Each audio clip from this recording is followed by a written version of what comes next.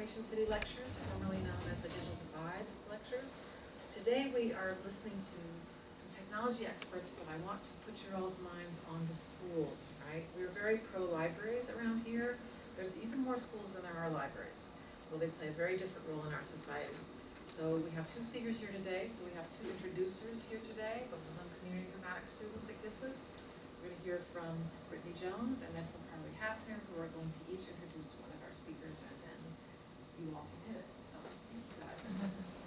Hi, I'd like to introduce Kerris Lee. Kerris Lee was appointed to the Champaign School Board in summer 2013 and is now seeking election to that body. His unique contribution to Champaign schools addresses the concerns of the Information City Lectures. He runs an organization called CTRL Shift, which seeks to teach computer programming to students in K-12. Currently, CTRL Shift is part of a program at Kenwood Academy Middle School. Kerris earned an executive MBA at the University of Illinois, Urbana-Champaign, and the first African American to do so without an undergraduate degree. He has started and worked for a variety of tech firms. At least one of these, CTRL, is located at the University of Illinois Urbana-Champaign Research Park. This company aggregates domain-specific data, that is to say, they collect HTML from disparate websites and turn that into data sets. For CTRL, Kerris successfully marketed this service to clients including eBay, Price Chopper, and the U.S. Army. Please join me in welcoming Kerris. A graduate student from Southern Illinois University in law enforcement and security management, Brian Bell worked in a private security field with a specialization in information technology. From 2007 to 2013, he worked as a project coordinator and part-time faculty at Parkland Community College, specializing in computer literacy. He was coordinator of an NSF and Illinois Department of Commerce Digital Divide Grant. While administering the DCEO Digital Divide Grant at Parkland College, Brian began what was to become an environmental, educational, and community initiative to bridge the digital divide with electronic surplus. In 2010, Brian joined forces with Volo Broadband's mission to provide access to affordable high-speed internet and access to technology. Over the years, a sustainable and cost-effective initiative to assist nonprofits, religious institutions, low-income, and the elderly has grown. Please welcome Brian Bell. So we're going to start with Kerris, and then we're going to hear from Brian, and then we're going to hear from you guys. So get your questions ready. Well, thank you again for giving me this opportunity, and thank you for your time too to spend with me. As mentioned, I serve on the school board, and I wanted to go through some of the things that I didn't realize were happening in education, as well as some ideas that were validated as I've been serving on the board. And so just jumping right into it, is looking at the issues facing K-12 education. When you look at this graph, you can see that the numbers are staggering and quite concerning, especially to educational institutions. When you look at 7,200 students dropping out a day, equaling to 1.3 million a year. In some cases, that outperforms fatal car crashes, and so it kind of speaks to the innovation needed in education. As you look at safety precautions in cars that are constantly updated each year, and you can look at the school bus that's relatively unchanged. Some of the things that bring about some of those symptoms. Some of the things that I'd like to target are the emphasis on curriculum and not learning. I was surprised to see that education was a function of time and not learning. What I mean by that is you have students that are able to pass into the next grade with B's and so forth, and often graduate as well. And it's because there's only allotted space for other kids to come into that surface, and so I think this is a huge contributor aspect for that. And I think that it really focuses on the curriculum or standardized testing going into our new requirements. Our new standardized requirements are PARC assessments. They focus on the 3 to 12 age range, 3 to 12 grades. And in that, they focus on math and literacy. And so all of these tests like Common Core are on online computers, but a lot of schools lack the infrastructure to have those in place. And then there's also some nuances where more professional development is needed for teachers on the new standardized test before they can even teach the students, as well as students are needing more time with the teachers in order to coach them through, because there is also a digital divide with kids that don't have that same access at home. And so oftentimes, instead of spending most of the time teaching the math course, a lot of it is going back and forth just getting them prepared for that test. In my numerous interviews too, I've talked to a lot of professors in mathematics that disagree, and I agree with them on the PARCC assessments, and also on Common Core in that. A lot of the math taught online, there's a huge correlation with students that work on sheets of paper when they're looking at problem solving versus doing it online, and so that capability is gone away for a lot of students, as well as when we look at Common Core, a lot of our tests are based off of standard deviation, so or standard distribution. And so when we're statistics majors, you know, in normal distribution, we would say if everyone got everything on the test, that's a great thing.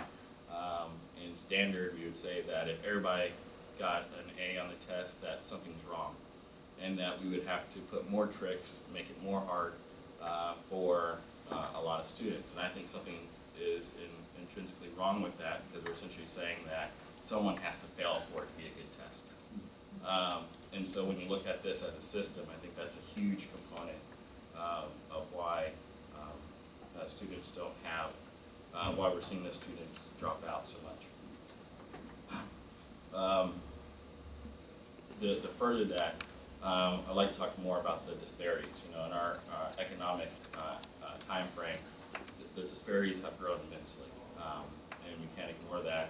And that is true in education as well. You know, whether you're talking about debt forgiveness with certain students in higher ed, students that may major in history and go out and try to find a job, can't find a job. You know, the universities across the board have the power to garnish your wages. I think that there's a better solution to that could be like taxes, and being that there's a scale.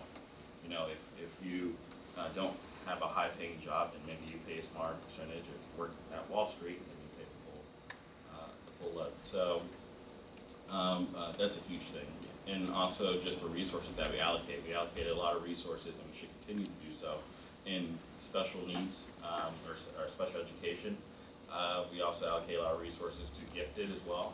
And for the most part, my thought process on gifted is that it's doing us a disservice to a lot of our students, because you learn where you sit. So if someone is goofing off, that directly affects your education when you're sitting next to them, or if they get the material, that directly affects your education too. And so currently we're separating those two, and that's also creating a disparity. And it's often used as a marketing tool to get people to get their kids into the public schools. In addition to that, I also think that there's some areas that we're missing. You know, for middle of the road thinkers and as well as divergent thinkers, when we're talking about entrepreneurs, there's a lot of kids that range. They come in different shapes and sizes and all walks of life. And so when you look at education, that aspect of time really should become obsolete and focused on being tailored to that student's needs. A lot of this too, you may have heard in keeping up on this current event, is that homes, you know, the home atmosphere from nuclear families have been used as a term. I'm not too sure that's the case. I've seen cases where parents from two-parent household have been really successful with their child, and same thing with a single parent, especially if that other parent is abusive or, you know, not really contributing to that other kid in that way, in a positive manner. So I'm not too sure if it has to do with that, but it does have to do with the disparities. the access that some kids don't have at home to online resources, the fact that some of the students are not aware of all the new test requirements. They're essentially pushing a lot of our kids out, and also our students. And why that is such a big nugget for schools is that that's how they generate revenue from the federal government. They have to have X amount of graduates come out of their school. If they don't, then the state reserves the option to make them into charter schools, and that's something that you've been seeing explode quite a bit in Chicago. One thing that's interesting about charter schools is that at first I thought that could have been a really cool idea to they put in the lottery aspect, because when I thought about charter schools, I looked at community schools, and that finally this is a school that can get away from standardized testing because they're not mandated to go for it. So I thought that that could be a really positive atmosphere. However, the fact that there are a lottery system where certain kids can get in on luck, so to speak, doesn't sit right with me. I think that we should give all access to kids. Some new ways that are approaching education that I've seen is that flipping the classroom. So if you guys are familiar with this, or MOOCs, I think the University of Illinois has been doing this quite a bit too, and others have been joining in as well. And I encourage that for the people that do have access. One of the big things is letting the students have access to video and study on their own time and at their own pace, and then using the school environment as a way to collaborate, discuss kind of the topic. And I think that's strong, because I think intelligence is built from the melding of minds and being challenged and debated. That to be intellectual is hard, and as well as it should be. That learning is, I think you know now that learning is not from sitting and listening to hours of lectures. It's from doing things and from debating ideas. And I also think it shows a level of smarts too. Not smarts in grades, but smarts in the intellectually assertive. Who's getting their ideas out in the classroom. And so some of the things that are coming on the cusp is that, like Parkland right now is issuing for computer science a 4-year degree. So that's going to be really interesting, and how that may augment our other universities that have undergrad, and especially for their master's program. Also, a lot of these MOOCs and online classes were offered for free for a lot of it, for quite a bit, but I believe San Jose, Georgia Tech, and a few others are now offering credit for that, and a master's program too that you can get online, and a lot of it's like $40,000. I mean, if you look at even our own in-state tuition, a 4-year college degree at U of I is $100,000 now. So it could be a good way to curb costs, but something that's very disruptive on how students are learning. They're not going to classrooms. They can look on YouTube and say, "Oh, I get it now," and go do it. There's also been a lot of emphasis on STEM initiatives for computer programming. I know U of I holds a lot of hackathons as well. That's been a great success. You may have heard of organizations such as Project Lead the Way, Code.org, and as mentioned, I have an organization as well called CTRL Shift that teaches kids how to computer program. In that, I think this is really positive, but that the emphasis shouldn't be that anyone taking this program should become a computer programmer. I'm convinced that that's not the case. People that are going to become computer programmers are going to go in their basement and they're going to code, whether that exists or not. But what I do think is positive is that more than likely any industry that you go into, you'll be interfacing with your computer. And so having the power to control that computer and program it, I think, is essential. And at CTRL Shift, we have a little saying that learn how to program or be programmed. So we think that this is the right pace. Something that's really interesting about this approach to education is that there's been a lot of emphasis to kind of this term cradle to career, and getting kids ready for employment. And as we see that the education is transforming. Certainly the business world is as well. So I had the opportunity to sit on a couple of curriculum steerings on the computer science, and as employers, we're looking at, what are the core things that we really want our students to know, at computer programming in a technical atmosphere. One thing that I thought was insightful through that whole entire discussion was that there is no more computer engineers, there is no more software engineers. And what I mean by that is that really there's a minority of people focusing on software development, the majority of it's web. And then in web development, you don't really need to know how to code, infrastructure. You can just Google whatever code you need for HTML and copy paste it, and there you go. Or you need to know how to work on Drupal or WordPress and so forth. So that area has kind of gone away, and more of the emphasis is on portfolios for kids. So throughout their whole education, if they can show a portfolio of what they've done, that's much more interesting for us to look at their code or their logic, or discuss why they should, or why they made the decision that they made, and have the ability to pick up different things. Not being too specific, but in coding too, it's more interesting that more people emphasize like GitHub or like web tools, plugins, not actually coding, because really what it amounts to is now is taking different data sets and combining them with different databases. It's not so much building this infrastructure or whatnot. So that whole entire discussion of computer science has completely evolved. And as we were talking, because a lot of the colleges were saying, well, we want to build this curriculum, it was kind of like this, we were saying this, and this. They were looking at, how can you build this curriculum, but it's like, by the time you do that and try to make that position, it's going to be some other language, I think the big thing that could help streamline that and align it would be, to attract more kids to get into the foundational aspects of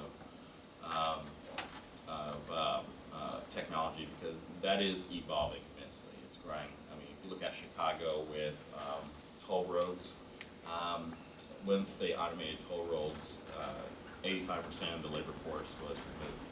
So, we would say in economics that those jobs would transfer into technicians to repair that, would be lacking that space. So, I think the reason why we lack in that space is because the math is often a huge barrier. And it didn't used to be, which I found really interesting, back in the 50s and so forth, where people could come out of high school and essentially go into college, without these filters. And I say that because now they've been placed on engineering and so forth. And so when we're looking at meeting these STEM criteria or getting more minority involvement, a lot of that, I think, is based off of the math. And the reality of it is that if you can get kids engaged into it, the math doesn't matter. They can reverse engineer and answer the question why, which we don't do a lot in education. We don't say why someone needs calculus or whatnot. So I think removing some of the math to open up that barrier to build a lot of capacity, because I think generally a lot of people are interested in learning more how to computer program. And also you can replace those courses with logic courses, which have to do with math and discrete math and so forth, for putting in arguments. Sorry. We're a little short of time, but go ahead. Oh, sorry, yeah. So how can we help? How can you get engaged? Well, bring your expertise to your schools, get engaged. Bring your business or your employers, get them engaged. Also become a mentor to students. Get to know friends and families too. If you're a parent, get to know who your kids play with, so that way you can wrap arms around that kid too. You never know who may need a little extra help, or maybe that's inviting them over for dinner. Come to school board meetings and staying engaged with school board members is a must. There's a lot of decisions being made that directly affect our kids, and even in city politics as a whole, versus looking at just a national campaign. I always say it's really funny because if you look at Champaign, you have 40,000 students here. So if the students were just to vote, you guys would rule the city. just would. You know, like if you look at Urbana, some of the city council members that were voted a couple years back in won off of 49 votes. Yeah. So, you know, when you look at, you know, students that get kicked out during the springtime or summertime because landlords need to repaint and so forth, and have to spend all this money into storing their stuff, or unofficial. Why does unofficial keep on running? Why does it keep on running? Because it's cops looking to get money out of kids. They could have shut it down a long time ago. It just makes too much money for the city. Things like that, if you can start getting engaged, I think that would be really strong. And I bet you guys would create a world that we can imagine. And also get in contact with your representatives that sit on education committees. There's a huge heap of things going on in education. I just wanted to target a couple pinpoint things because it's a lot to attack.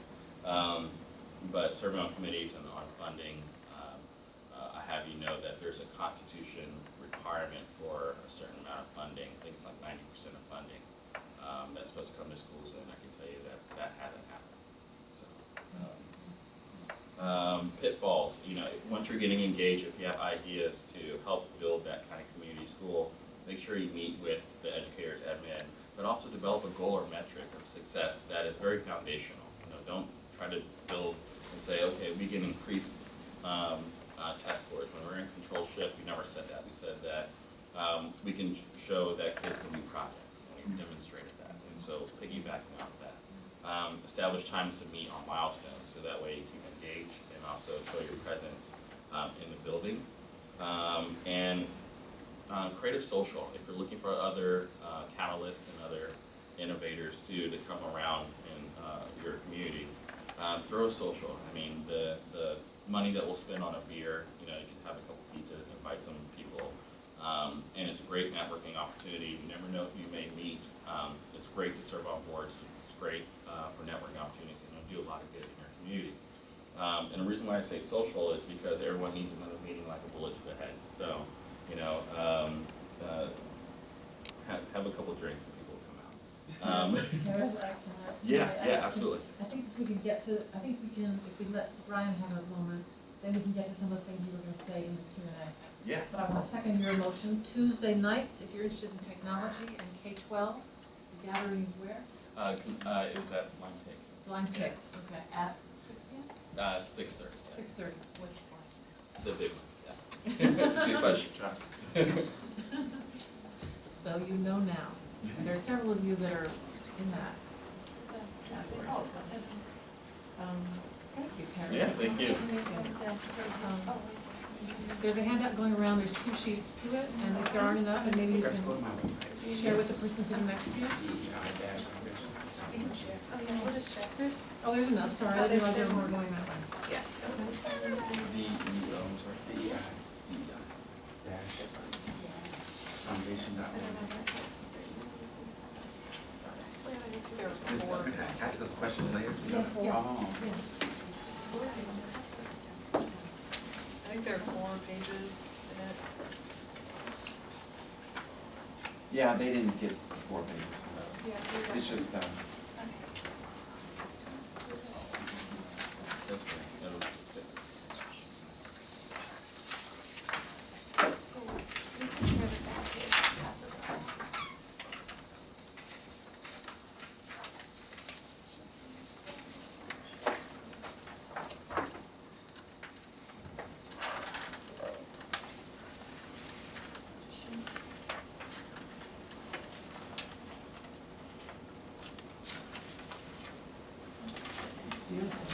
There it is.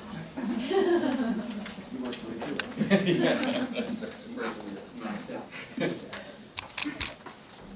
All right, everybody ready? I guess I'll begin with my story. I guess people like to figure out how someone ended up where I ended up. I started teaching at Parkland in 2007.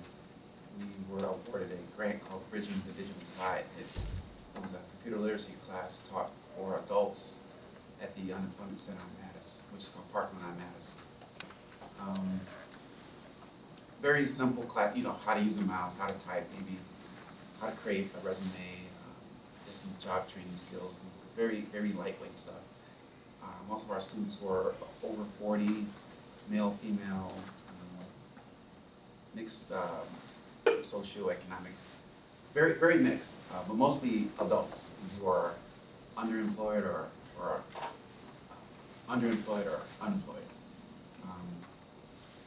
So we did a little marketing, a little research to get the students out. Again, the unemployment office had a lot of foot traffic, so classes were very well. We saw about 600 to 900 students a year, which is a lot. Classroom size was about 15 workstations. In the beginning, around 2007, 2008, we had originally partnered with, we had an Urban League here in Champaign, and that Urban League closed, and the building closed, and they had a lot of computers and equipment in the building, and all of that stuff had to go somewhere. So they gave it to me because there was nowhere for that equipment to go. It was all put in a storage facility at Parkland, and so I decided, and Parkland and the president of the Urban League at the time decided to donate the equipment to me so I can give this stuff to my students who didn't have computers at home. And so I said, well, it'd be a great idea because it's free, and then I can use that as an incentive to take my class. So, free computer literacy training class. If you take my class, I'll give you a free computer. So that got very popular, as you can imagine. So students will take my class, and then I would show them how to use the computer that they were going to get for free. I did that for years, and it got more popular, and word got out. More of the people who wanted to donate me machines, which was a surprise to me. So not only did the word get out that you could get a free computer that's taking my class, because there's, you would think that there would be a line around the block, but there's some work involved. I'm just not going to give you a computer if you just come in and say, hey, I want a free computer. That has happened, and I'll say, no, you have to sit here for 8 weeks and learn how to use it, and then I'll give you one. There was some obstacles, like I didn't have monitors. Everything was if things need to be paid for, it would be paid out of my pocket, or I would scrounge up resources to try to put a machine together. We would use service learning projects and volunteers Including from this class. From this class to build machines or fix machines or do things like that to keep going. On the other side was the fact that businesses and corporations found out that I was giving away machines and that they had machines that in surplus. So every business has a cycle where they recycle their machines, whether they 2 years, 3 years, 4 years, it doesn't matter. Once it gets to a part where it's not really up to date, everything's usable, up to date with the latest operating system, whatever. It usually, every business has their own way of recycling or reusing. Some businesses send this stuff to recycling centers. Some businesses use the equipment internally until it's kind of dead. Some businesses donate to nonprofits, and that's the relationship that I have created with businesses to donate their machines to basically, it was to me via Parkland. By 2010, it got, what I was doing got more popular throughout the county and the state. And so I was receiving larger donations from larger corporations. And Parkland is, it's not an agency to accept donations. It's not even legal. So I had to take that part of what I was doing and separate it. So you could take my class, which is free, because the Parkland was paying me to teach, not to fix machines. The DCO was paying Parkland to pay me to teach. So I had to separate the two. So you can take my class and you can go over there and get a free computer. So I had to move the computers off campus. In 2010, I moved the computers off campus and housed them inside of another business that had some initiatives to provide low-cost broadband for the community. So the digital divide is, access to broadband, access to the internet, access to equipment, and access to training. So my specialty was access to equipment. I knew how to get it, how to fix it, what the students needed, what they needed on it, how to build a machine so it wouldn't break, so they wouldn't, if it's a free machine, oh, there's something wrong with it if it's free. So I had to overcome all those objections. The company that I partnered with was Volo Broadband. It's a local ISP.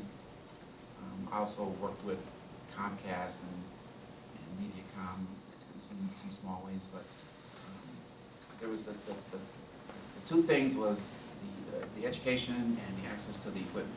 The access to broadband was always a challenge because me personally, how could I give someone internet? Around 2010 and 2011, I was informed that the cities were applying for a federal grant that would provide this low-cost broadband to everyone in the community. And so I got involved in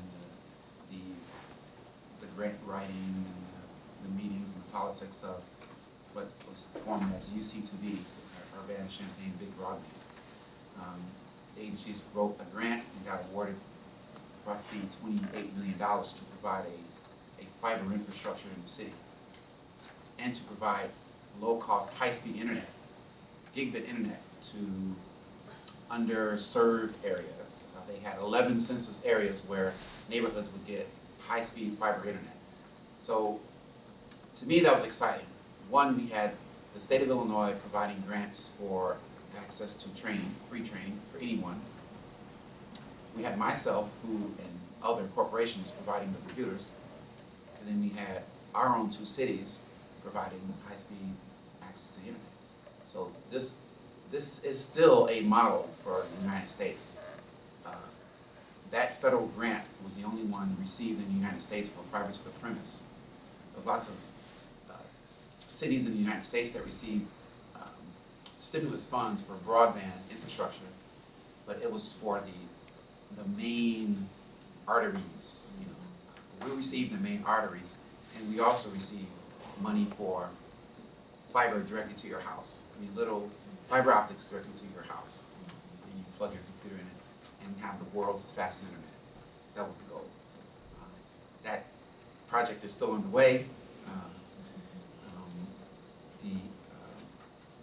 My project is still underway. So current events. So from Parkland to Volo to its own entity, Digital Equality Initiative Foundation. It's its own nonprofit now, and when I'm talking to donors, I'm talking to them as a foundation. Because being involved with Parkland and being inside of a corporation, it's kind of hard to have that conversation.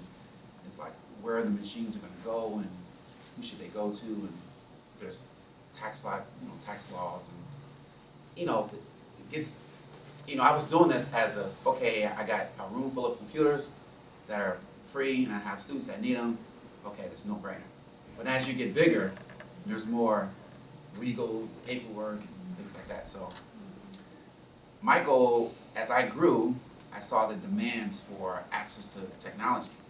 And there's lots of different groups. You can say seniors, you can say poor people, you can say different type of poor people, you can say women in transition, you can say homeless people.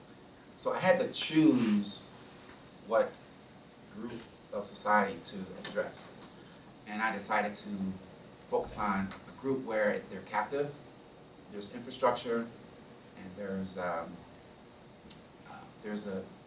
you can watch it grow. So I decided to focus on kids, 4th, 5th, 6th graders, something like that. We're still, with his help and the board and the teachers and the principals, can figure out to pinpoint that direction of access to technology. So there's how many students in our school district? Over 9,000. 9,000 students in our school district. So let's say there's 2,000 4th or 5th graders, something like that. So it's 2,000. It's more than the 15 or 20 machines that I used to give away so each year I donate about 2,000 computers each year, over a couple hundred a month. I've done that for as many years. But to address, say, 1,000 fourth graders, I would need a larger donor. So I put my eyes on the largest agency in our state, which is the state. And particularly the state of the University of Illinois. The University of Illinois and all of its computers, which is about 10,000 a year, that's recycled and goes to recycling centers. And so I've been having conversations with the University of Illinois, which is actually, the equipment is owned by the state of Illinois, which is ran by an agency called Central Management Service. It's like, you have the Department of Transportation, the Department of Energy, so there's an agency that controls all of the state assets. Even these desks and chairs are managed by Central Management Service.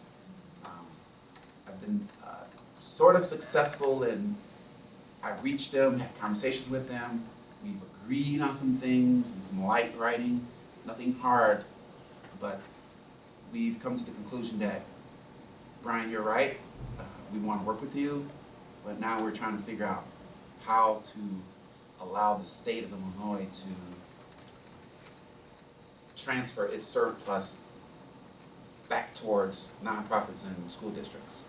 So my challenge, my goal, my mission is to gather my army, my support people, you guys, gather it all up, and you go knock on the door at Springfield or Chicago and say, we need the 100,000 computers that you send to landfills in Florida or Indiana, because Illinois, it's illegal. It goes somewhere. We want that stuff and bend it towards our school districts that are labs without computers in them and things like that. I want us to have time for discussion, because I want you all to share what you think, but let me add that one of the reasons that we formed InfoCity is to figure out ways to make these sort of things move forward faster. And in the case of the University of Illinois' machines, the way they can be released to a particular sector, like all the fourth graders in Champaign-Urbana, is if they are also released as part of a research project. So if research goes on along with the provision of these computers, then things can go forward. So we are InfoCity, having just been formed in the last year or so, although we've been working together for longer than that, we are thinking that the out-of-the-gate big project of InfoCity is this kind of computers for the fourth grade, because we can do it both as service and research, and for that matter, teaching. So how does this recycling stand to overcome any of the problems that you raised, right? Or do they exacerbate them? I mean, what happens? We don't know yet. There have been states and cities that have done computers to the fourth grade or computers to the sixth grade, but there's never been this kind of orientation to it, where we take into account the families, where we use a community informatics approach to it. So we'd really be interested in you talking about give us some feedback on what you hear and what Brian's saying, and on your all's thoughts on this, what you're hearing. So this is a long way of saying it's time for Q&A. So why don't we start with you? What are some thoughts on what you hear? Yeah, I think that there's tremendous synergies with the schools. It used to be that when we have new computers that we need to pay for a new Microsoft license, but if you look at Ubuntu or Linux, it's a huge supported network. It's really stable, and so repurposing all these computers and getting one more life cycle out of them, I think, is a really great alternative way and gets access to our students. I know you guys are probably, because I thought, why wouldn't they say, so a bank or a hospital or a big business with 600 computers in it, why wouldn't they give it to a local school in their neighborhood? Like, isn't that a good question? Why wouldn't? Because it's easier for them to call a recycling company to pick the stuff up and drive it away. It's easier for them than to figure out how and worry about the data that's on the machines. Social security numbers, passwords, who knows? It's who's going to wipe the machines, who's legally responsible, what if it ends up in a landfill, what if. So it's easier for them to give it to a licensed recycler who will guarantee that the computer will be destroyed and recycled. It's easier. That was actually gonna be my next point, is that, yeah, my dad works in IT, so I hear all about that, like, how do you know that it's securely wiped off? You know, we have these contingencies in our IRBs that our information has to be completely secure, cannot go to anyone else. So who would pay for that? Like, who would pay, and then who would be responsible for making sure that information is secure off those computers? So companies who, I don't wanna get in trouble on film, but companies who care actually do it.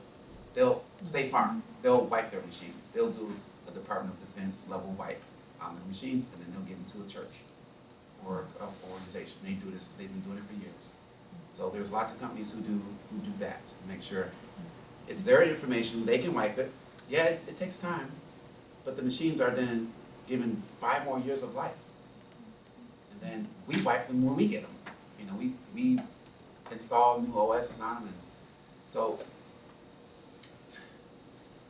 the fast way is to just, take the machine and they put it in this big magnet and degauss it, and it destroys the hard drives and it permanently destroys the data. That's the easy way to do it. So the easy, cheap way to do it is to do that and not worry about if Social Security number ends up and they find out it got from you in your suit. That's a liability. You know, you have liability and risks. You weigh that. But we as a society have evolved to where we have recycling and we have trash, and we know how to throw some things in one bin and some in the other. Yeah. Well, some don't. Wouldn't they get like tax benefits from donating? Couldn't they count that as a donation? They can, and they do. Use that money to like pay the difference between wiping and just it's just too much Still effort. not. Well, I have a whole business plan, and you know, when we're talking to the state is like, okay, well, yeah, we agree, but how do we, we could send our own people in and do it. If a business called me up and said, we have 3,000 computers, I will get a team together, right? And we'll say, okay, what is your requirement to wipe your machines? Okay, this is our requirement. Okay, that's what we'll do. We'll do it, and you'll check, and you give us the machines. We could go in and make that happen. I know this is even a problem in schools. I was teaching in North County, St. Louis, and we all got new laptops. There's probably at least 600 teachers that had laptops, and I was asking what would happen with the old ones, and they said, well, it's going to take us years to wipe these Wow. in an under-resourced district. Well, are they still in the basement somewhere? So they're in a room Yeah. somewhere waiting. There's only 4 IT staff Yeah. and hundreds of computers. But Chris, I have a question for you. I'm interested because you brought up the idea of flipped classrooms, and I was teaching in an over 90% free and reduced lunch district that was under-resourced and underfunded. Do you think that flipped classrooms are gonna kind of exacerbate the digital divide? Absolutely. I most definitely think. I think that it's a creative way, and it's certainly a disruption too, as tuition for schools become more and more expensive.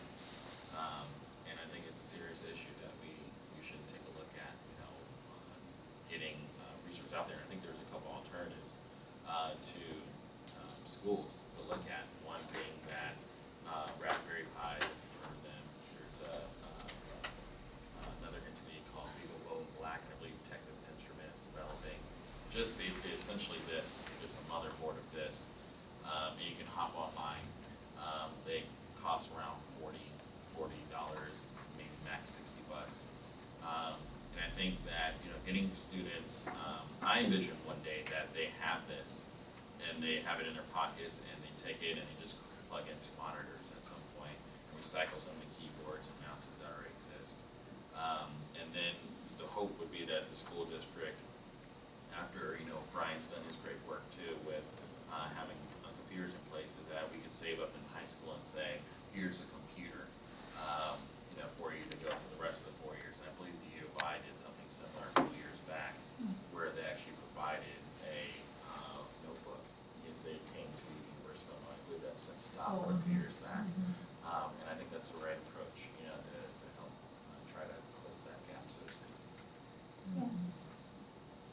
It's tough because, flipped classrooms are only happening in affluent districts right now.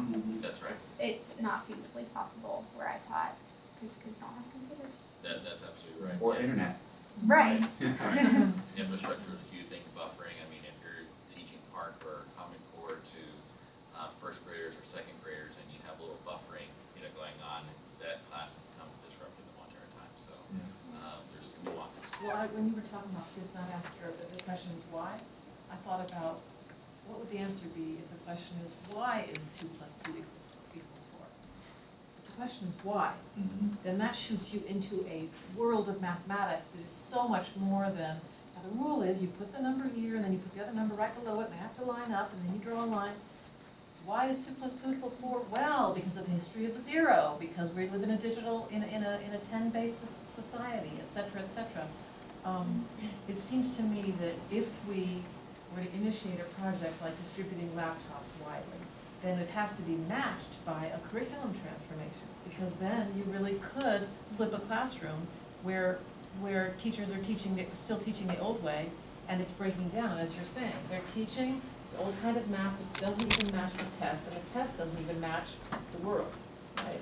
So the project to recycle computers into the 4th grade is so much more than Brian's. I mean, Brian is like the first step, but it's so much more than that in terms of what it makes possible, and stuff that we don't understand.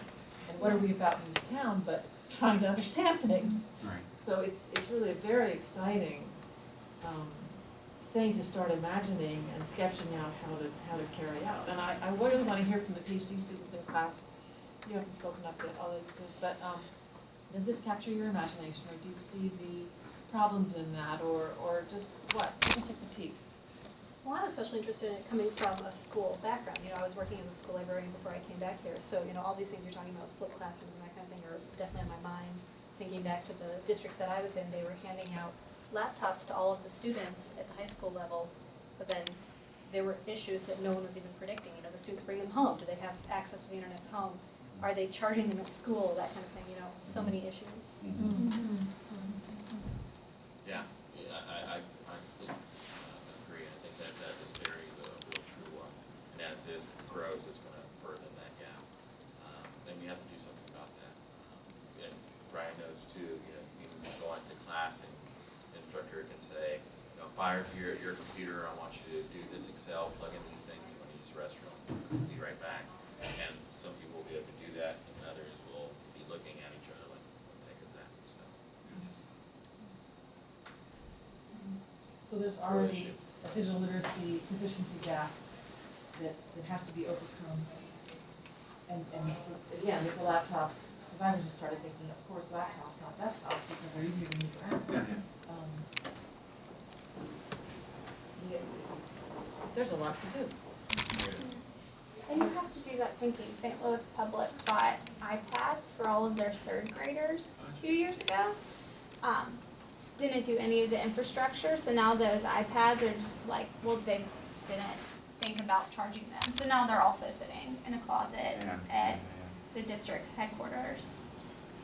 Yeah, it's like you said, the hardware, you're gonna have a reason and why to use the curriculum that goes with it, because it's like you need all you need the infrastructure like outlets and Wi-Fi and why put 100 laptops for? We'll talk for a minute about Control Shift, because am I right that you're doing this project at Kenwood? Yeah.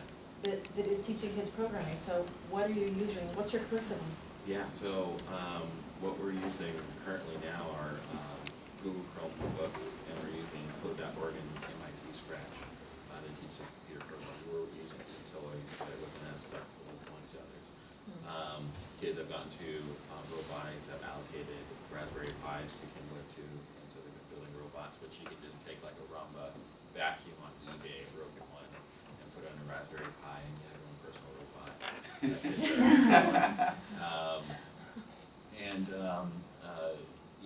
So we're looking at PCs, we're looking at the cheapest cost that we can.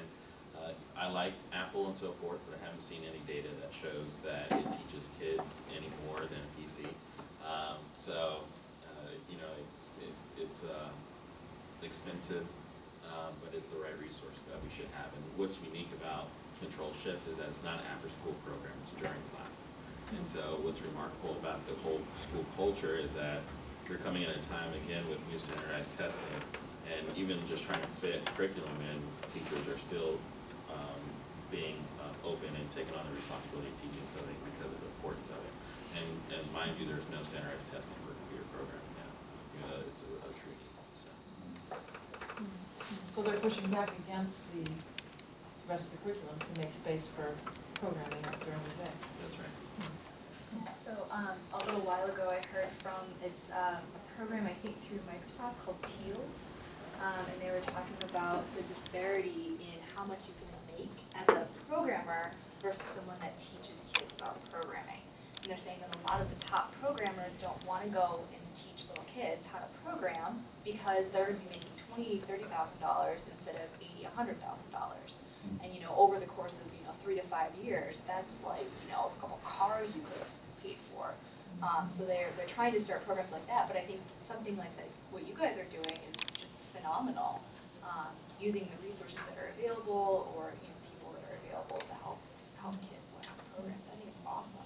And what's great about Kenwood too, I'm part of the DCO grant, so I spent some time at Kenwood for their tech time. So on top of doing stuff in the classroom, the grant that the DCO that we currently have with the Center for Digital Inclusion actually expands it to the morning and afternoon. So to watch those kids come in, I mean, I didn't know much about Scratch coming into it, but I've learned so much from the kids because they just hold on to it so easily. They can go in and something as simple as making just someone move in a circle is very entertaining to some kids, but then you watch that growth between K through 5, and you've got kids that are, remixing these mazes and games and just doing incredible things. But I think that just confirms the importance of doing that in the classroom, but then giving them the space outside of the classroom as well to experiment and to grow and to innovate. That's awesome. Yeah. Which relates back to our earlier discussion about kids learning to program. This generation needs to know it, because those kids, the world will look different to them because they'll understand what programming is. But meanwhile, they're playing with it like it's Legos. Yeah, and Virtual Legos. So Yeah. I wanted to make a comment back here too. I think another way that public librarians can be involved in this is to be kind of the canaries in the coal mine, in the sense that, working at the 3 public libraries this semester, I constantly see people in their 20s who just are struggling with extremely basic things like opening a Word document, printing a Word document, changing the font, adjusting the size of an image, switching browsers, knowing how to switch browsers, knowing the difference between Internet Explorer and Firefox.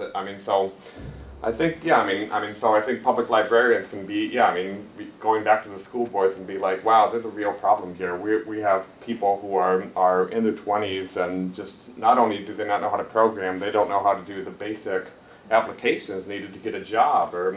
These are people who that are going through our educational system and are just being totally failed from just in the sense of not having any literacy or almost no digital literacy whatsoever, even though they've gone through at least 8 years of education. And these are people, these are the so-called medicine generation, and yet aren't able to do the basic things needed to survive in this economy, and it's appalling. And just making those stories known to the school board seems like a real necessary thing for public librarians to do, because I know I see it at the public libraries where I work, 20-year-olds who just you put them in front of a computer and they don't know where to start. You're absolutely right. Librarians are positioned the best, I think, especially in our schools, to make the most impact. Doing CTRL Shift, Todd Lash over at Kenwood, the librarian, was instrumental in turning that culture around. And they have that flexibility where they don't have initial class, so they can't float. And that's essentially where information science is, nowadays. So I think librarians have the most impact. Next year, we'll have to get Todd last year to give an update. Yeah. Okay, great. We need to let everybody go. Thank you very much. See you all in a week. See you all Saturday. Most of you Saturday.